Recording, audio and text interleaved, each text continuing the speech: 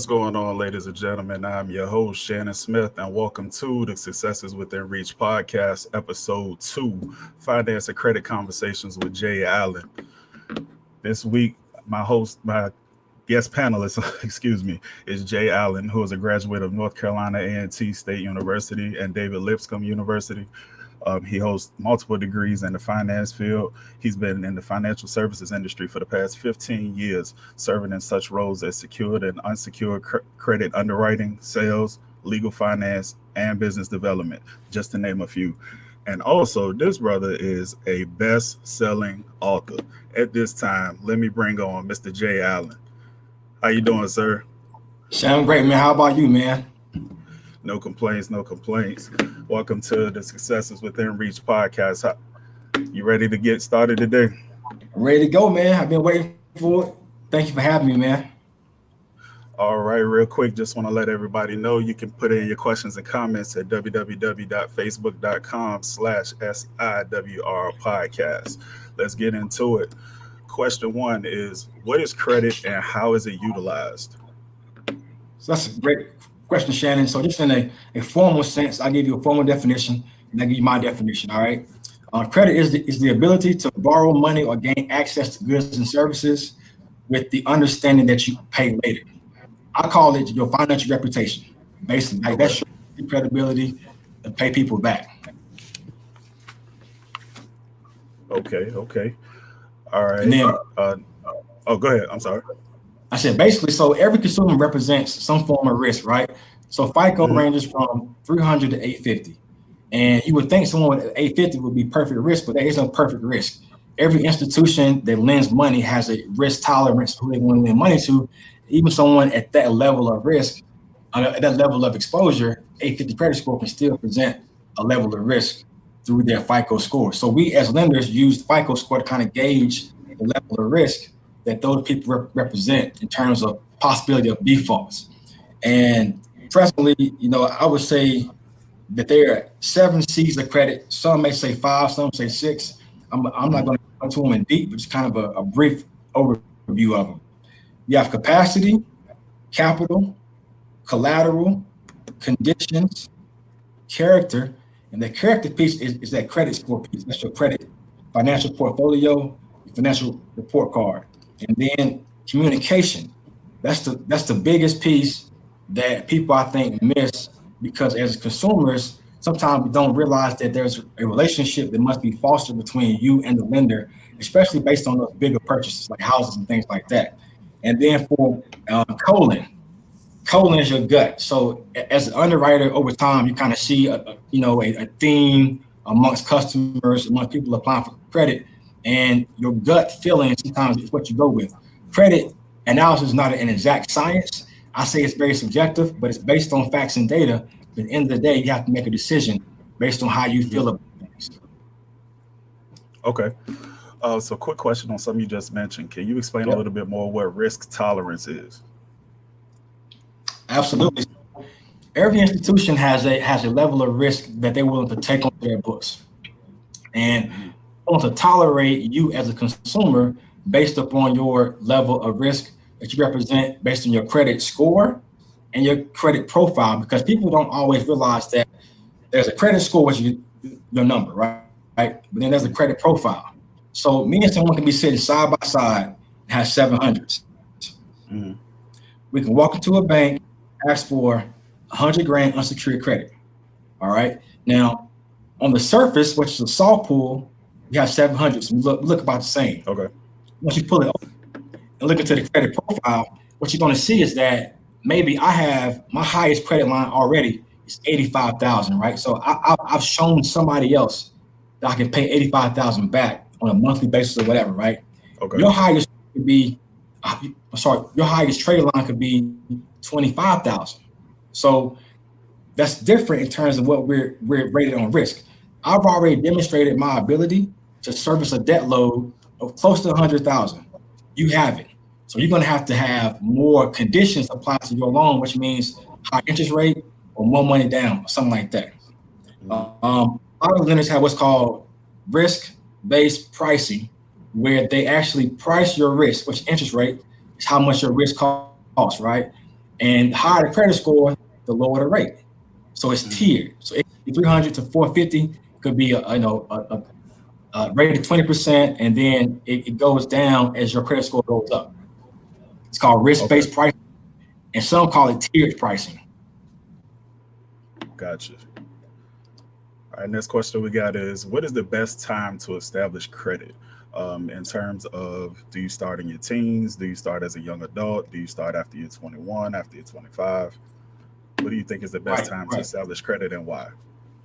That's a good question. So the best time as soon as possible. So as a parent, you can have your kid as an authorized user at a young age. So below the age of 18. They can't really apply for anything until 18. They have income on file, but at the age of whatever, they can be an authorized user on the account.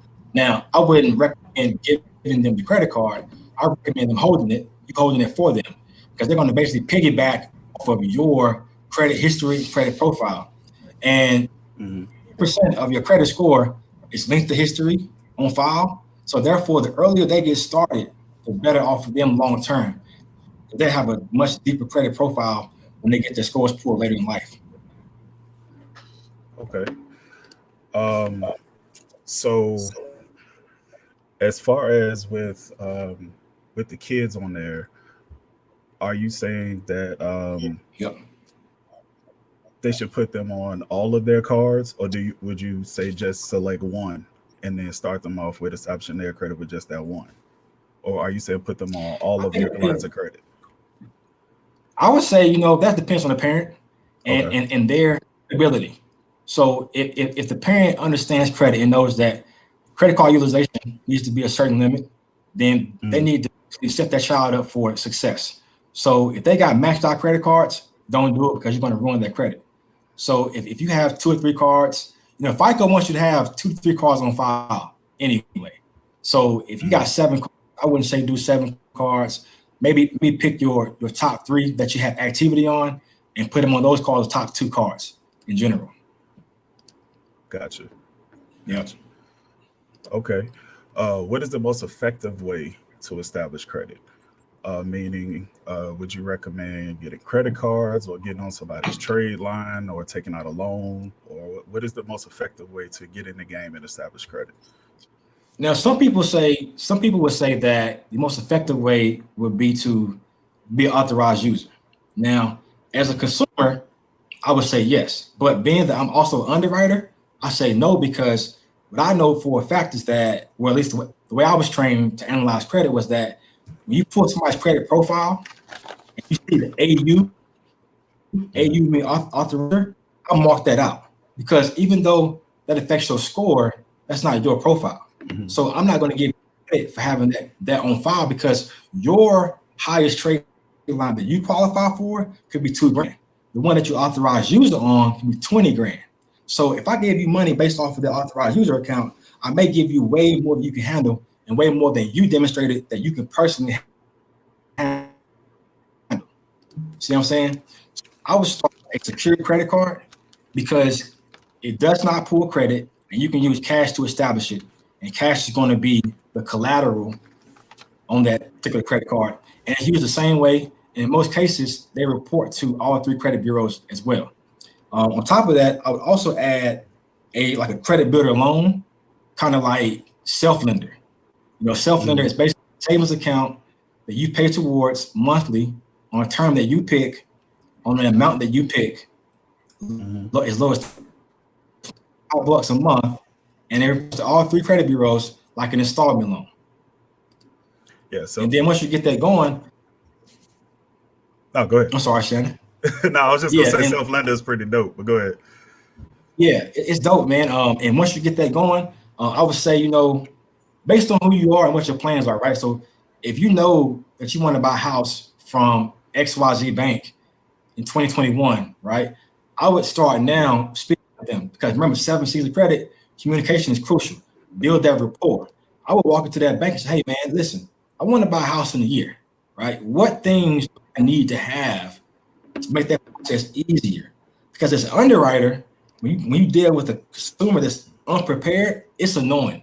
It makes the job so much harder, and it makes much more work for you, right? So what I would do at that particular institution is I would have a savings account, I would have a checking account, I would get a personal loan from that bank. I'm Mm-hmm. to build a connection with them, not just a conversation, but now also in business as well. Because what people don't understand is it costs way more money for a business, any business, to obtain new customers than it does to maintain current customers. So if I'm already entangled with you, which is probably not a good word, but if I'm already you not in 2020, man, my bad. Oh If man. I'm already dealing with this bank and they know me personally, they see my history, my direct deposits, right? That's going to Mm-hmm. be better on towards when I want that big loan. So get the personal loan, right? Say 2-3 grand, put that money in your savings account. Mm-hmm. Have the account pay your loan for you on an ACH payment, auto drafts every month. And what you're doing is you're establishing more history on your account, you're thickening your credit profile, and you're adding a major lender on your credit profile as well. Because sometimes when you're a lender and you pull somebody's report, you want to see other major lenders also. So Mm-hmm. I'll look at your report and I see that Bank of America, Wells Fargo, in my industry, John Deere Credit or Commercial Credit, if they trusted you with 100, 200 grand, I'm thinking, okay, so he must be or she must be pretty good. And how can I leverage this approval to gain them all the way as my customer only? So there's a little bit of Mm-hmm. strategy well in some analysis. For a mortgage lender, that's a whole different type of underwriting. That's just how my world works in credit. Gotcha. Gotcha. Um, Next up, we have what are the biggest factors? I know you touched on it a little bit, but what are the biggest factors that companies look at when assessing your credit? Absolutely. Good question, man. Good question. So your FICO score is what comes up first. When you first pull the report, you see the FICO score. And then I look at recent payment history because Mm, if you're currently paying somebody slow right now, I'm not giving you any money okay. because it doesn't make sense. Like you got to think, like I think about credit in terms of like just dealing with family or friends. So if Shannon comes to me and wants some money, I say, well, who did you borrow money from last time? You say Mike. I call Mike up, which is me looking on your credit report. Hey, Mike, how does he you? Man, he's 90 days right now. He's 4 times 90. I'm not giving Shannon any money. Mm, You know, and credit card utilization is critical because as a lender, if I see you maxing out credit cards, that tells me that you're probably desperate for this loan, and at some point you may default on my loan as well. okay. Okay. And then public records, tax liens, judgments, bankruptcies are always, something that you want to look for immediately because when it comes to those things, they're going to trump you out. So if that customer defaults and they go to court, you're going Mm, to get paid fast in the pecking order. Tax lien, bankruptcies, and judgments are going to come first, and then you're going to get paid pennies last, if anything at all. And then also look at what's called comparable credit. And I kind of mentioned that earlier about how you're looking for credit that's similar to what they're asking you for. So if they're asking you for, once again, 100 grand unsecured, I'm looking for something comparable in their profile. And if not, I may have to, add conditions to it, down payments. I need some collateral. I want a personal guarantee. I want a co-signer. All those things are all we call conditions of doing credit with someone. all right. Let's see. All right. Now, this is a big question that a lot of people want answers to because everybody's trying to clean up their credit. Right. The pandemic has affected people different, the economy's different, job situations are different. What is the most effective way to dispute an item on your credit report? As far as are we writing letters? Are we calling? Are we emailing people and saving copies? What's the most effective way to dispute an item on your credit report? That's a good question, Shannon. So just for a quick plug, my company also does credit restoration for our Okay. clients. But for those who want to do it themselves and take that step out there, that's also possible as well. The first step to even getting started is to pull your credit report. And I know a lot of people, both on the credit repair side of the business and the lending side of the business, that have never pulled a credit report. And they have no idea what's in that credit report. And that's surprising to me, but Oh wow. people don't always think about that for whatever reason. So,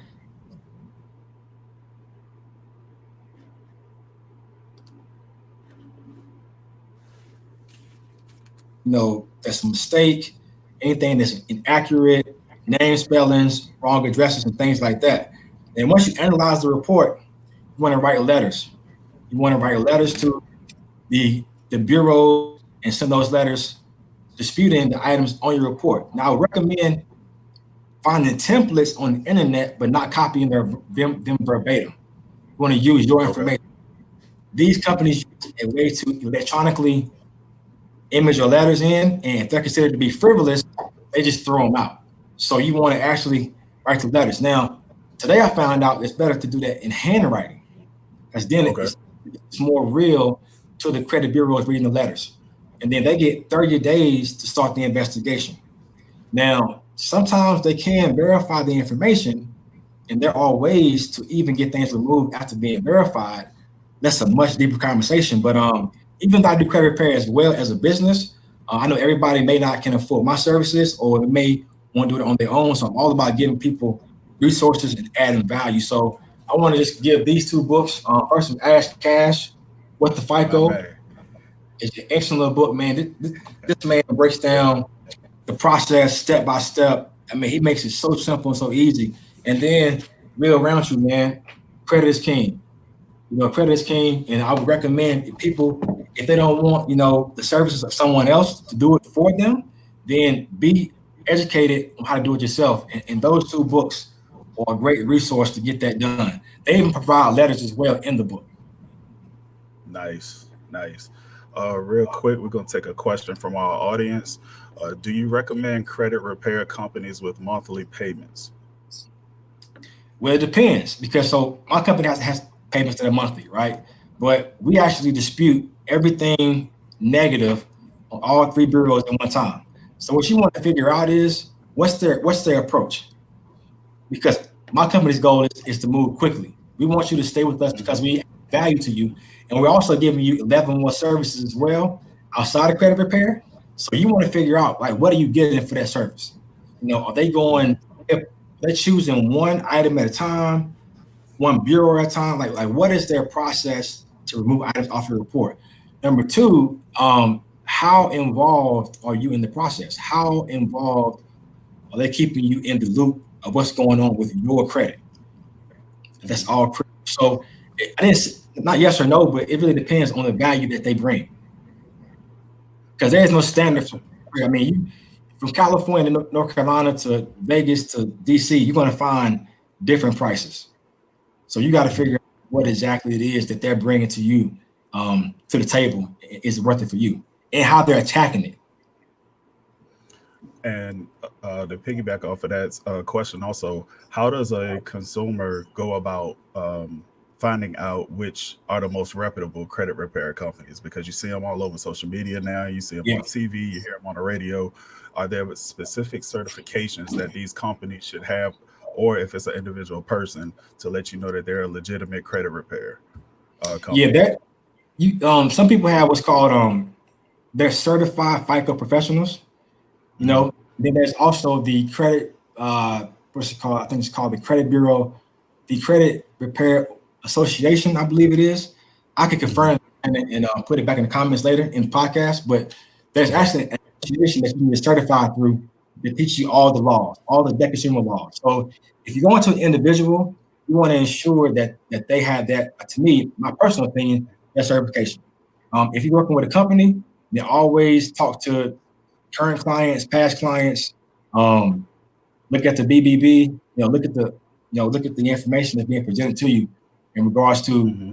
reputable or not. Gotcha. Yeah. And also, Sean, let me add this too, man.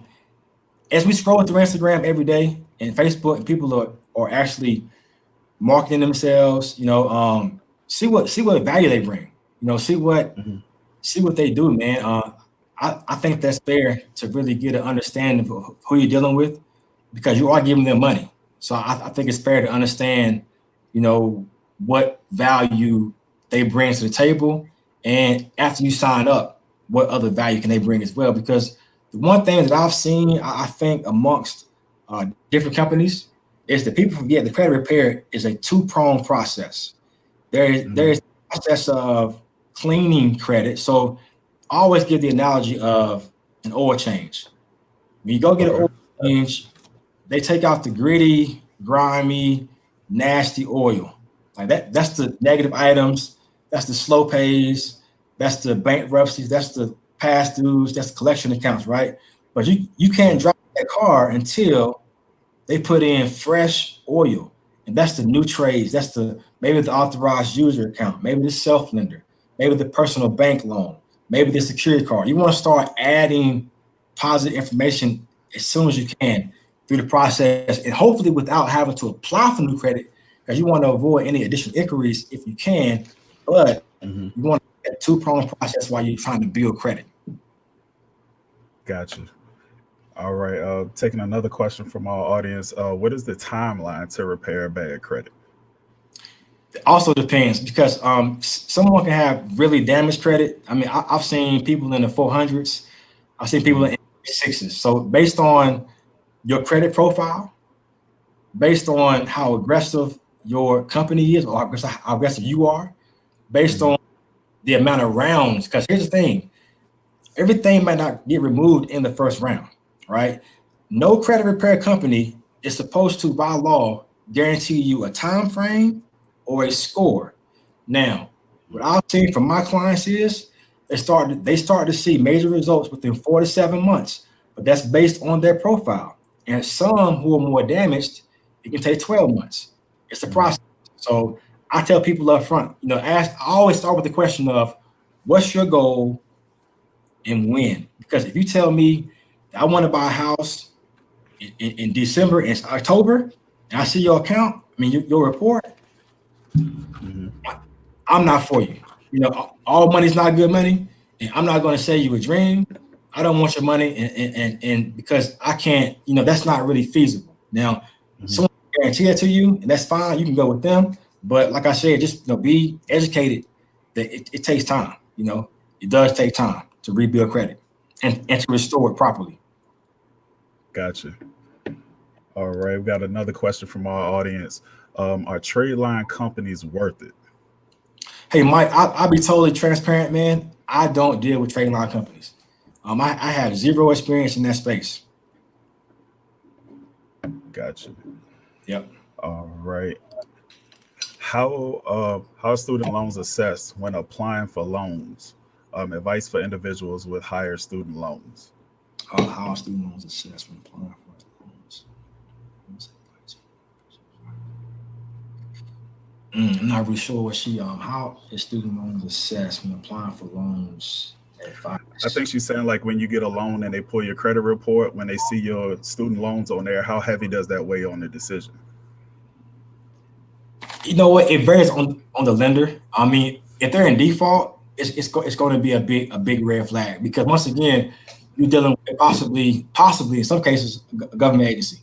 So Mhm. the lender, you always got to think about the end game. If they default, how can you get paid, or will you get paid? So if you're behind on student loans, then I think it's going to be a red flag. Based on what you're applying for, I think some mortgage lenders may subtract student loans from that income ratio.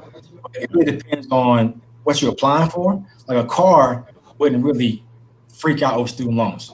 A house may because that monthly payment is going to be coming from your income, which you're going to then subtract from what you can pay monthly.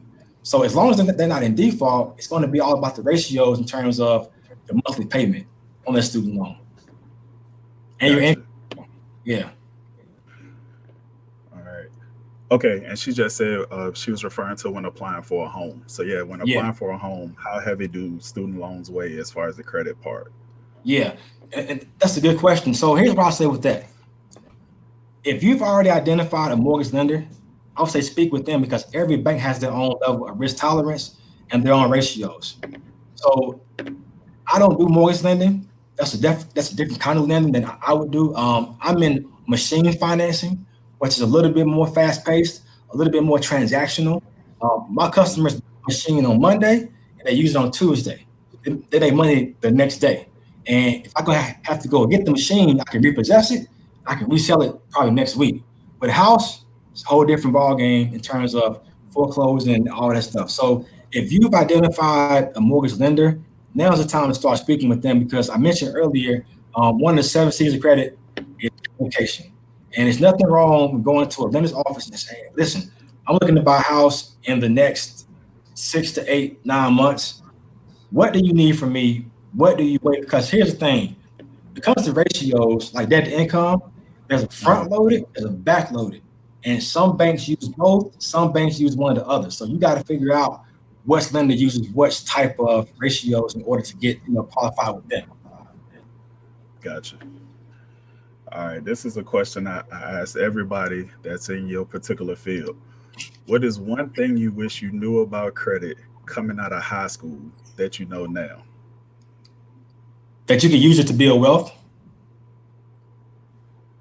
Yeah, you Nice can answer. use wealth. I was first put on my aunt's credit card, American Express Gold card. When I was 18 as an authorized user. And she gave me the card and she gave me a talk. And I didn't listen, right? I went back to my campus. I had an Amex Gold card, man. I'm like, man, we're going to CC's Pizza.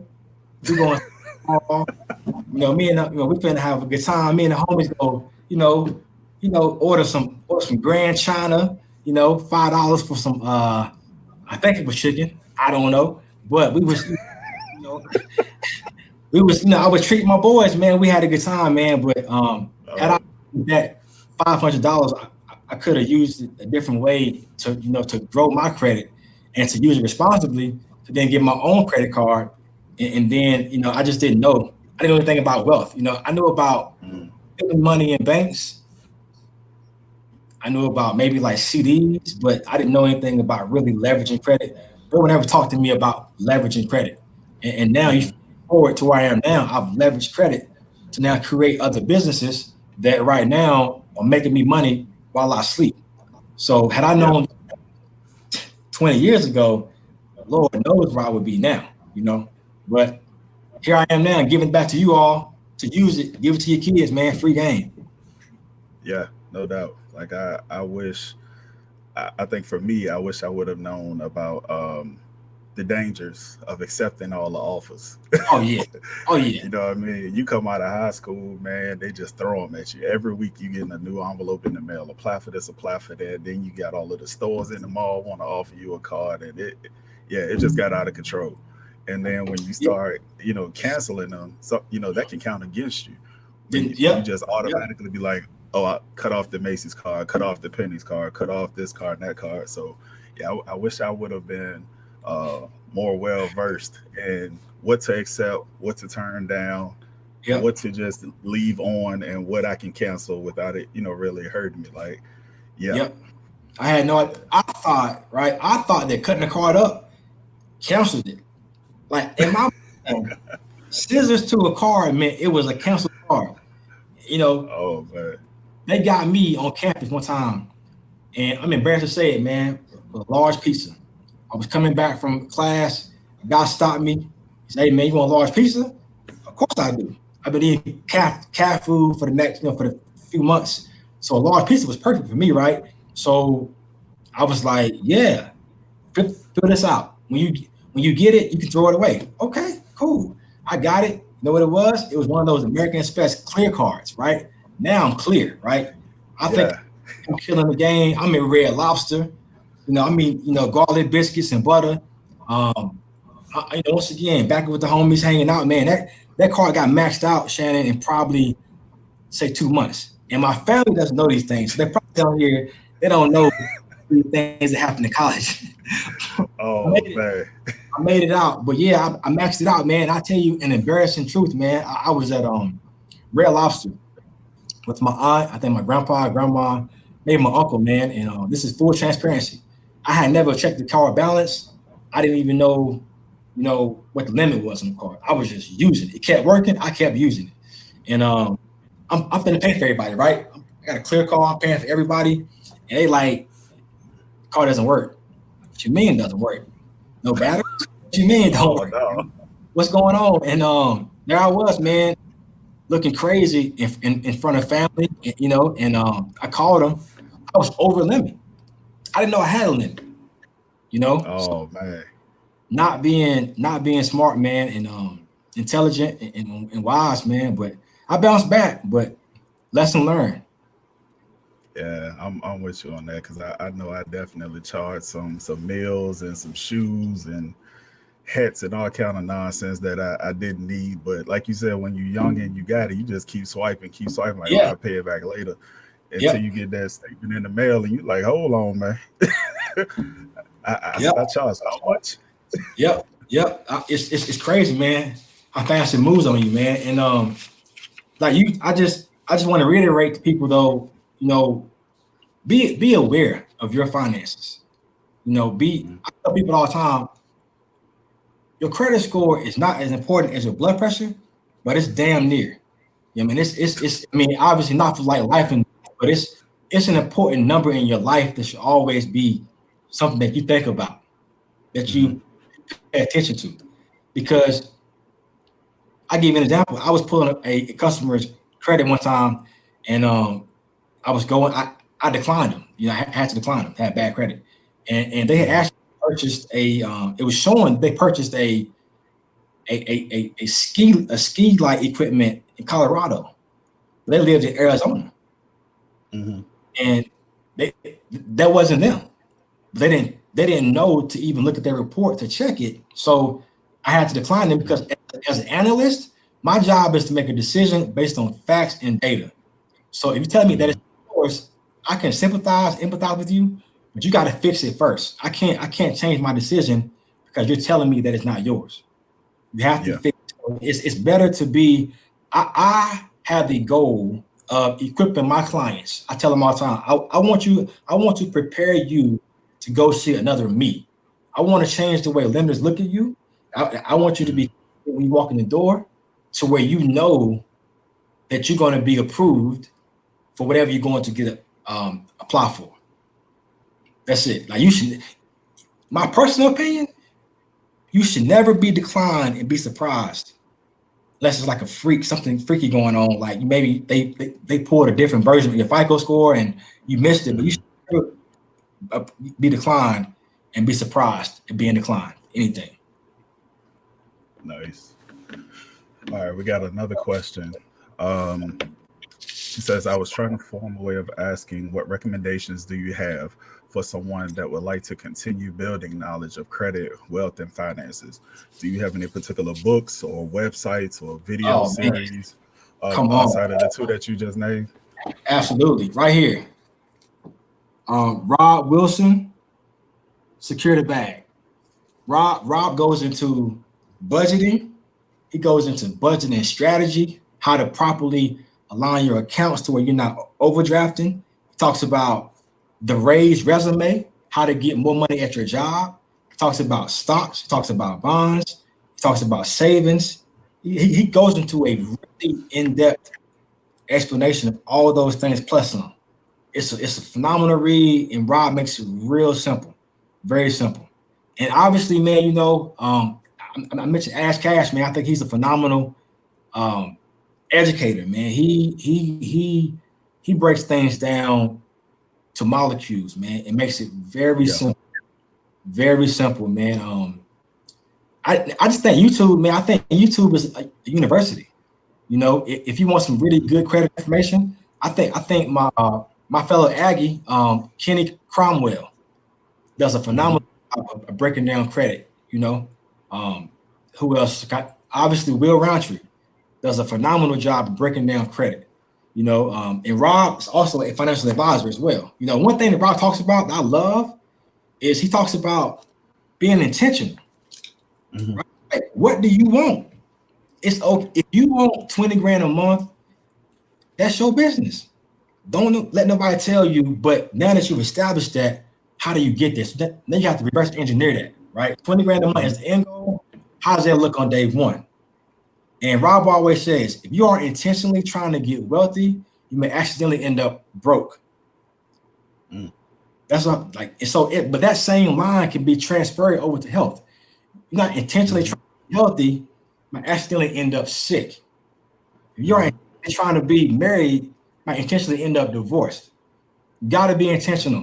You're not intentionally trying to build credit, you might accidentally end up with bad credit by accident. You got to be intentional about this stuff. All right. Our next question from our audience is: what are your thoughts on Dave Ramsey's 7 baby steps? I like him. Everybody has an opinion about Dave, and there's people out there that may be against what he preaches on credit cards, things like that. I think Dave Ramsey is for someone who is trying to rebalance their lives. Mm-hmm. Because there are people out there who use credit cards in the right way and they build wealth with credit cards. I think Dave Ramsey is for someone who may need discipline and may need Mm-hmm. structure. I think his steps are in line with building a foundation because to me, the foundation of credit and wealth and giving money back and leaving money for your kids and grandkids, to me, is budgeting. Because if you don't know now what's coming in and what's going out, that other stuff, that stocks and the bonds, you can't handle it. Because Mm-hmm. the stock market is not for someone who cannot afford to lose some money. So Nah, if you not at all. right, so if you aren't prepared to lose some money, then that's probably not for you. People often ask me about investing, but they don't even budget yet. So my philosophy is BSI: budget, save, and then save to invest. Because when you budget, you're going to start seeing the gaps and like, okay, income and then expenses. I got this much money left. Okay. Now this much money might be toward groceries or gas. And over time, you'll figure out what your real gap is. You start saving. You start saving there, and then you start saving to invest. But I still recommend paying yourself first. So even if you start off in the very beginning with putting your savings in your budget, which means you have a ratio, because like a 10-10-80. Maybe you tithe 10, save 10, and then you live off the 80, which is maybe like gas, groceries, or whatever. But there are many out there that you can do. There are many different ways to put together a ratio. But here's why that's important. It's important because it gives you a system. Because the same thing you do with $1, you do with $100. But if you got something already in place that's locked in, that system carries over to that $1, to that $100, to that thousand, and to that million. And you're always Mm-hmm. going to be able to adjust it as you need to because it's a system. You can always continuously improve a system, just like Six Sigma. It can always be refined. But if you just kind of like an octopus brain skates, you don't know what's going on, then you're gonna be in bad shape. And you may be broke at a higher level, making 6 figures, but 6 figures broke. Mm-hmm. Man, that's a whole TED talk in itself, brother. That's a whole There you go TED talk. again, man. There you go again, man. All right, next up we got what are the most common errors in mishandling credit? You see a Man, lot of perfect people question. that come to you and their credit is all crazy and jacked up. What are the biggest things that you see that people do to mess up their credit? Where do I start, Shannon? Once again, I'm gonna go back to budgeting because Mm-hmm. that's a question people all the time. Is do you budget? And unfortunately, the answer is usually sort of kinda. You don't sort of kind of budget. Either you Mm-hmm. budget or you don't budget. You know. And then I would say not pulling their report. They come to me sometimes and have no idea what's in their report, or they don't know what is bringing their report down. Like I got a 550, but I don't know why. Have you looked at Mm-hmm. it? You know what I'm saying? Like people just not really paying attention to it. What's going on? And then let's see, past dues, man, past dues for different reasons. You know, usually it's not budgeting, man. It's crazy because that's really the foundation of people are spending money month to month, check to check, and then they're using their credit card to what I call that's their life raft to the next check. So they're running, Mm-hmm. spending money, spending money, and then it's like, wait a minute, I got way more water left than I got cash. So let me use my credit card to bridge that gap. Now you created a habit of paying the minimum balance, you slow pace. Now recently, I've had 3 people in the past 2 weeks tell me that their credit card utilization is bad because of vacation, which Mm. tells me they didn't budget for the vacation. They just said YOLO, and I'll figure it out when I get Okay. back. Right. Oh man. My suggestion would be, if at all possible, plan the vacation. And so one tool that we provide our clients in our membership with my company is a savings goal calculator. You can set savings goals, and based on your current income, your current money in the bank, it's going to tell you monthly how much you need to save on a monthly or biweekly basis to save to that goal. You can adjust it as needed, but it's in writing. You can see it. It's hard to hit a target that you can't see. Mm-hmm. So that's once again back to being intentional and back to staying aware of your financial situation.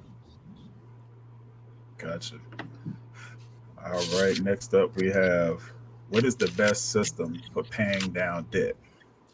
So this is where I like Dave Ramsey. I like Dave Ramsey's debt snowball. We actually have a system in our program with my company that actually it's an automated version of that. So you plug your debts into it, and it shows you how much to pay towards each debt each month. And for those who don't know what that really means, debt snowball is essentially if you got 3 accounts, small, medium, and large. For example, it's $1,000 a month total payment. You pay them until you pay the small one off first. And then you roll that small payment into your medium debt, Mm-hmm. pay it monthly until it's paid off. Then you roll that both of those into that large payment, that snowball. And the beauty of that is you're never increasing your monthly payment. It's $1,000 a month regardless because it's in Mm-hmm. your budget. Nice. I hope y'all caught that debt snowball. All right. What types of items can and cannot be deleted from your credit report? I know this is a big one. People ask about, Yeah. medical bills. They ask about collections. They ask about student loans. They ask about old credit cards. And you hear different people say, their company can get this deleted and their company can't get that deleted. Try me, try me, try me. So what types of items can and cannot be deleted from your credit report? Anything that's negative and derogatory can be deleted off your credit report. It's up for debate in terms of leveraging the Fair Credit Reporting Act. Anything that's inaccurate, erroneous, means human error, or obsolete, which means it's stayed on past the time frame. Like for example, anything public records, 10 years, collections, 7 years, and inquiries, 2 years. If it's found out that those things are still in your report, they can be removed. It's all about the Hmm. credit bureau being able to accurately show that the information reported meets the laws behind the Fair Credit Reporting Act. Now, there are even times when a debt can be verified, but that if you challenge it on how it was verified, it can still be deleted. And that's a little bit deeper conversation, but basically anything negative and derogatory can be removed from your credit report. Now, to be clear, I see a lot of advertisements about student loans can be deleted. Hmm. What that should say is past due payments for student loans can be deleted. The student loan is not going Okay. nowhere. Okay. Now, also, having something taken off your report doesn't mean that you don't owe it. You can Hmm. still pay that debt. But the beauty of it is for you as the consumer, it's off your report. So now that third party agency doesn't have the leverage over your head. And now you can negotiate a little bit better. You can settle if Hmm. need.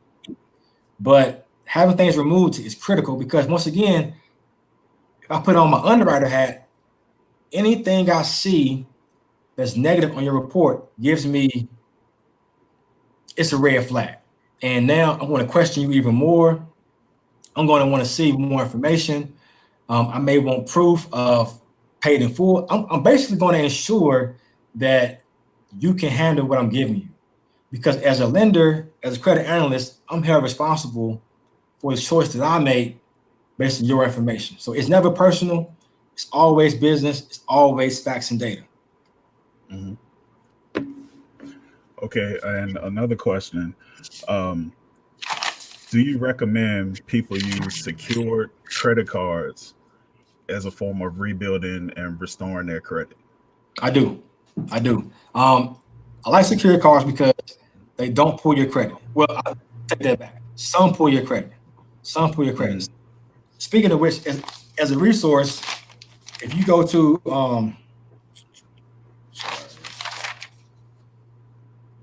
where's that? There we go. If you go to bankrate.com, so bankrate.com, you can kind of browse through different security card options, or Hmm. ask your bank as well if they have one on file that you can use. I know Discover has one. Um, there's one called creditbuildercard.com. You got uh, it's one more I know too. It's called, I think called Skyline. But my company also provides our customers with a security card as well. Hmm. That's one thing too, Shannon, in building credit. You can also build credit by having your rent reported as well. So there are certain companies that actually report your rent payments to the credit bureaus on your behalf to help build credit on your behalf as well. And some complexes now, apartments are starting to add that as a feature, as a benefit of living there, to report your actual on-time payments to the credit bureaus. So can you dive into that a little bit more? I think that's a pretty new concept to a lot of people. How do you go about adding your rent to your credit report, and how much does it weigh on affecting your score? Yeah, so it's going to vary based on your score, based on your current profile. FICO is like a weighted average algorithm. Basically, payment history is 35%, utilization is 30%, 10% new credit, length of history is 10%, and then credit mix is 10%. So that's like a Hmm. basically average. Based on your score, based on how many trades you have on file, it's going to affect you differently in terms of number of points. But if it's Hmm. positive, then it's going to take it in the right direction. And over time, it'll keep getting better. So you have companies like Credit My Rent, which who I'm with, who I partner with, and you have also a company called Rent Reporters that you can use. Now, how they work is they will call the landlord wherever you're staying, and they'll verify that number one, they're the owner of the property, and then number two, that you do live there and are paying on time. And they can Hmm. usually go back up to 24 months in the past as well to get that data to give you more history on your credit report. Nice, nice. All right. Real quick, I want to give you a chance to talk about your book. It came out a little while back and it blew up. I even saw, it was featured by Miss Tabitha Brown. Like your book is making major moves. So talk a little bit about that. Yeah, man, can I grab it real quick? Yes, sir. Yes, sir. So it is the HBCU Anthology, first edition. It just came out last year. Basically, this is a culmination of stories from African Americans that went to North Carolina A&T, my undergraduate university. And basically, it's us telling our stories. So you have stories in this book from the 60s to the 2000s. So everything from Nice. literally Greensboro riots, National Guard, civil rights, up into the iPhone. So you get a really broad spectrum of experiences from us.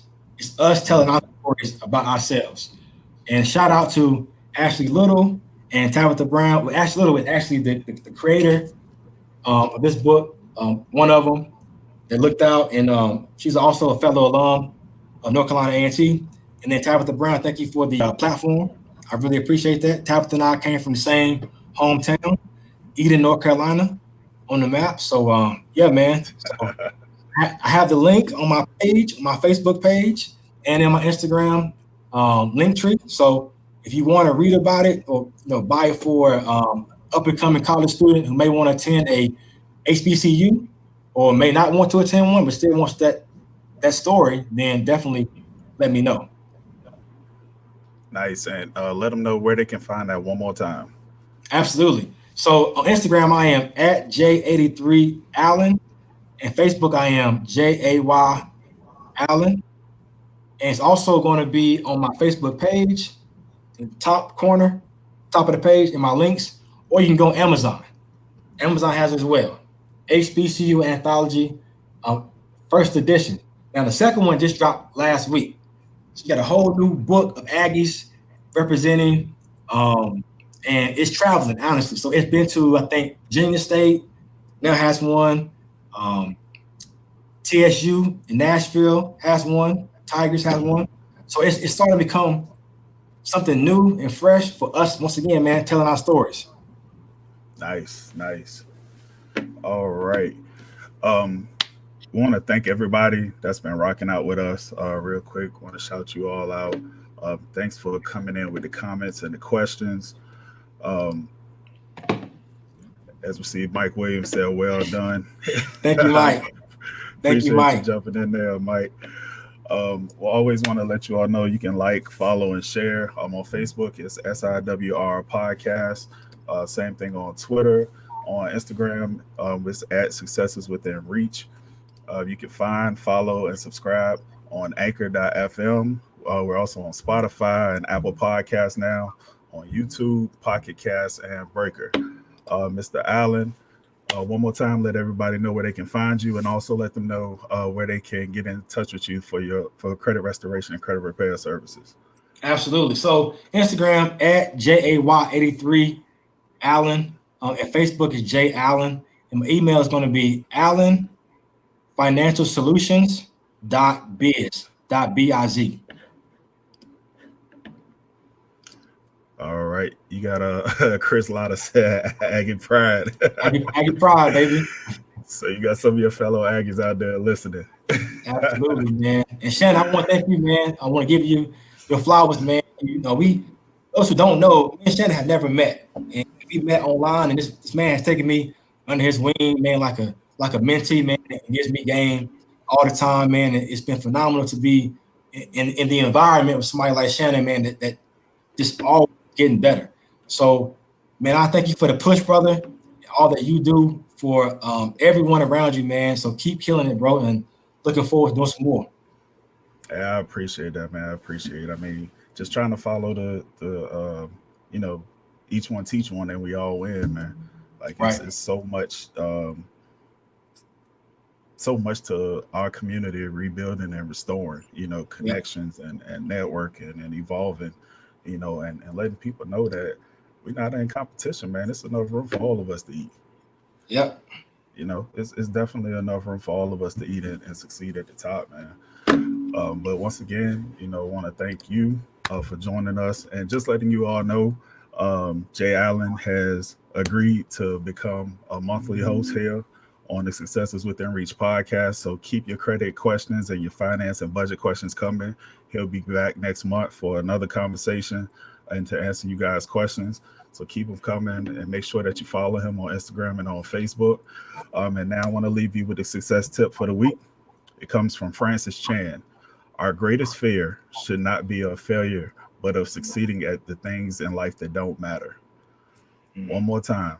Our greatest fear should not be of failure, but of succeeding at the things in life that don't matter. Let that marinate, and we'll catch you next week on the Successes Within Reach podcast. Thank you.